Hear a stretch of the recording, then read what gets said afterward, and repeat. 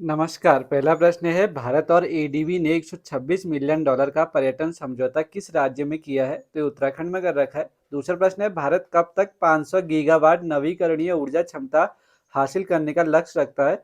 तो यह 2030 तक। तीसरा प्रश्न है, भारत ईरान आर्मेनिया त्रिपक्षीय वार्ता का तीसरा दौर कहाँ हुआ? ये तेहरान में हुआ। चौथा प्रश्न है, आयुष क्षेत्र में आईटी समाधान कार्यशाला कौन सा राज्य आयोजित करेगा? ये केरल करेगा। पांचवा प्रश्न है, भारत और मॉरिशस के बीच कितने समझौतों पर हस्ताक्षर हुए हैं? 7 समझौतों पर। छठा प्रश्न है, पीएम सूर्य घर योजना के तहत कितने परिवारों को मुफ्त बिजली मिली है? तो 20 लाख परिवारों को। सातवां प्रश्न है, किस देश ने जासूसी उपग्रह ओफेक 19 लॉन्च किया है? इजराइल ने लॉन्च कर रखा है। आठवां प्रश्न है, भारत ने 2023-24 में कितने बिलियन डॉलर का वस्त्र निर्यात किया है? तो ये कर रखा है 34.4 बिलियन डॉलर।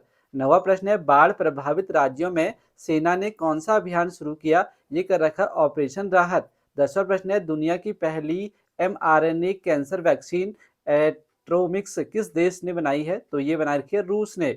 11वां प्रश्न है, पीएम सूर्य घर योजना का लक्ष्य 1 करोड़ रूफटॉप सौर संयंत्र कब तक है? तो ये 2027 तक है। 12वां प्रश्न है, हाल ही में health AI global regulatory network में कौन सा देश शामिल हुआ है? ये हो रखा है भारत। 13वां प्रश्न है, पीएम ने असम में डॉक्टर भूपेन हजारिका की कौन सी जयंती पर कार्यक्रम में भाग लिया था? तो सभी जयंती में भाग लिया था। 14वां प्रश्न है, एएनटीएफ प्रमुखों के राष्ट्रीय सम्मेलन का उद्घाटन कौन करेंगे? ये करेंगे अमित शाह। 15वां प्रश्न है, रॉयल भूटान बौद्ध मंदिर का उद्घाटन कहाँ हुआ? ये हुआ बिहार में।